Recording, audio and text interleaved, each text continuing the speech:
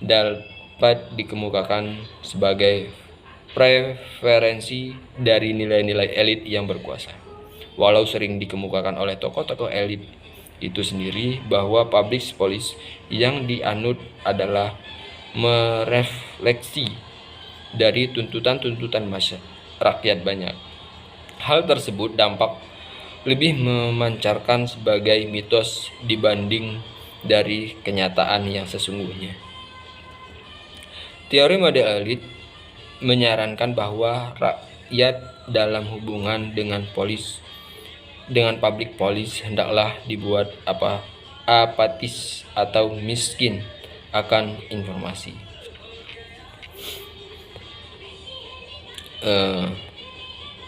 Elit di sini digambarkan tidak seimbang dari susunan atau sosioekonomi dari masyarakat.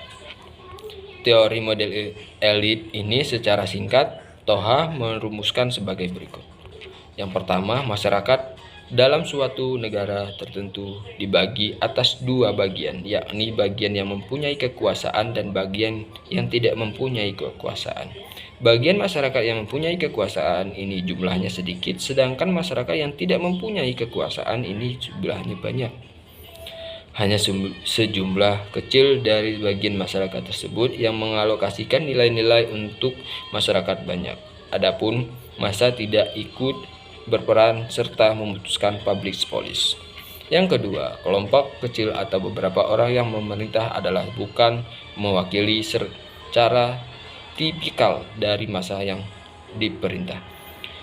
Polis mengalir dari kehendak elit melalui para pejabat dan administrator yang melaksanakan polis tersebut dengan sasaran rakyat banyak. Rakyat banyak menjadi objek dari keinginan-keinginan elit.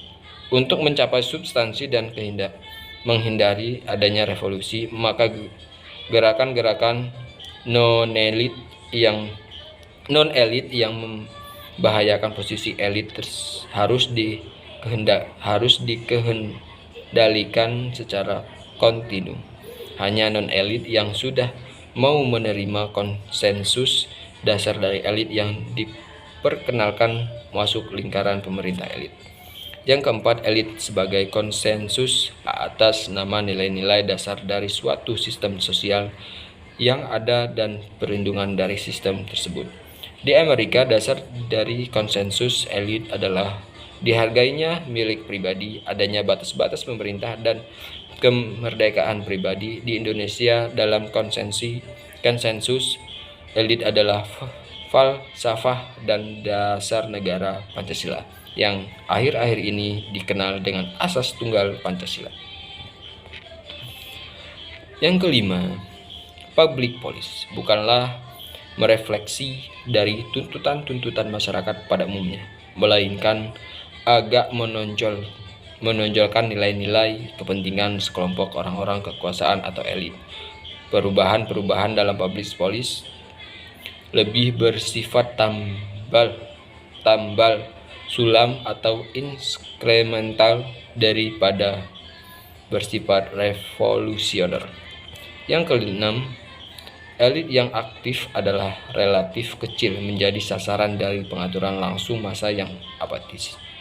Elit lebih banyak mempengaruhi massa daripada massa mempengaruhi elit. Kemudian yang kedua, model kelompok atau polis sebagai keseimbangan kelompok. Teori kelompok mulai dengan suatu ungkapan bahwa interaksi di antara kelompok adalah fakta sentral dari politik dan public policy. Toha menguraikan individu dengan kepentingan-kepentingan mengikat bersama-sama baik formal ataupun tidak formal, menekankan tuntutannya pada pemerintah. Menurut ahli ilmu politik David Truman, suatu kelompok berkepentingan adalah suatu kelompok yang ikut membagi sikap dengan mengajukan tuntutan-tuntutan tersebut atas kelompok lainnya dalam suatu masyarakat untuk kemantapan pemeliharaan dan kesenangan dari suatu bentuk perilaku yang terdapat dalam sikap-sikap yang dibagikan tersebut. Kelompok tertentu ini akan menjadi kelompok politik tidak jika dan manakala kelompok tersebut membuat suatu tuntutan melalui atau tergantung akan institusi pemerintah. Individu-individu amat penting dalam politik hanya ketika mereka bertindak sebagai suatu bagian dan atas nama dari kelompok yang berkepentingan tersebut. Sehingga dengan demikian kelompok merupakan jembatan yang esensial yang menghubungkan antara individu dengan pemerintahannya. Dari hal ini dapat diketahui bahwa politik benar-benar merupakan perjuangan di antara kelompok-kelompok untuk memengaruhi public policy. Adapun tugas kewajiban dari suatu sistem politik adalah untuk mengarahkan konflik kelompok dengan cara yang pertama, menetapkan aturan permainan dalam kelompok-kelompok yang sedang berjuang, mengatur kompromi dan menyeimbangkan kepentingan-kepentingan.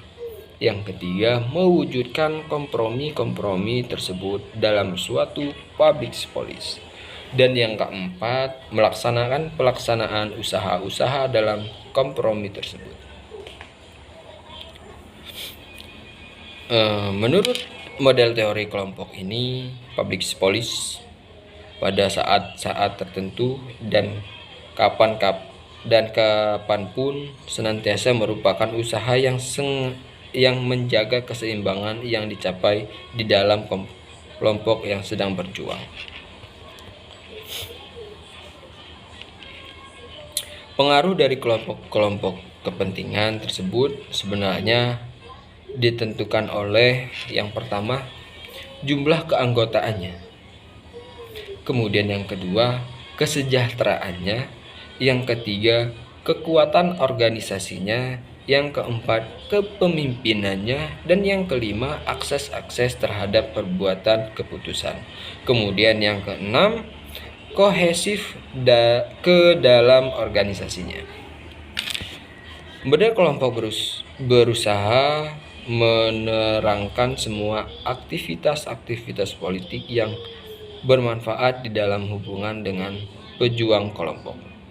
Pembuat keputusan dipandang secara ejek menanggapi tekanan-tekanan dari kelompok dengan cara bargaining, negosiasi, dan kompromi dari tuntutan-tuntutan yang saling tersaing di antara kelompok-kelompok yang berpengaruh.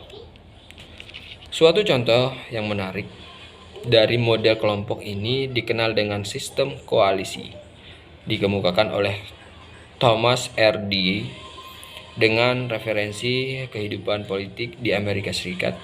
Menurut Dewey, para politisi merupakan bentuk kelompok koalisi mayoritas. Dalam hal ini, yang sedemikian mereka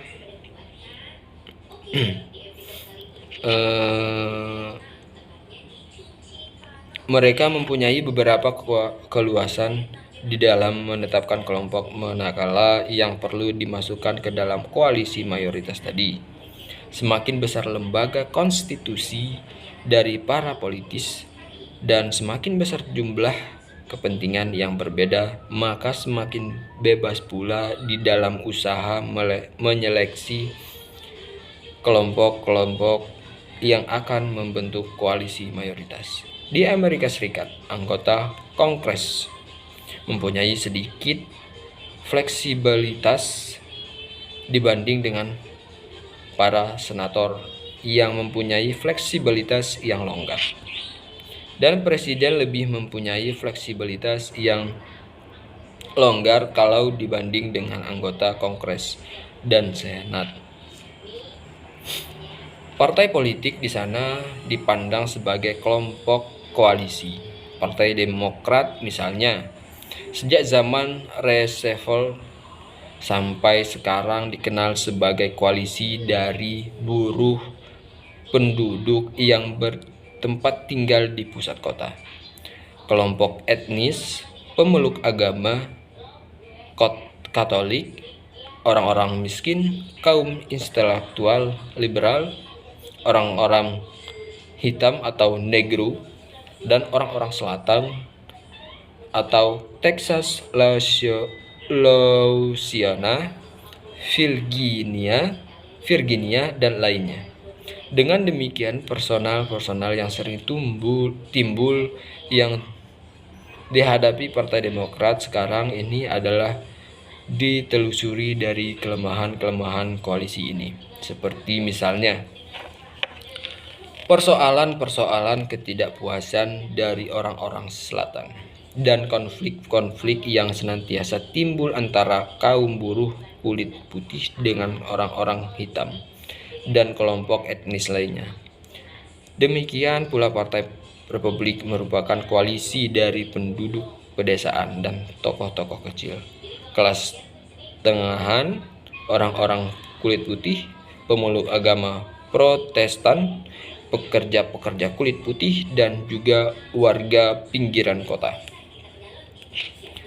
Semua sistem kelompok berkepentingan itu, yakni sistem partai politik itu sendiri, diikat bersama di dalam keseimbangan oleh beberapa faktor berikut ini, bagaimana dikemukakan oleh Toha. Yang pertama, ada sekelompok besar, bahkan dapat dikatakan mendekati universal, bahwa di masyarakat Amerika Serikat terdapat kelompok laten yang mendukung sistem konstitusi yang mengutamakan untuk menenangkan aturan bermain.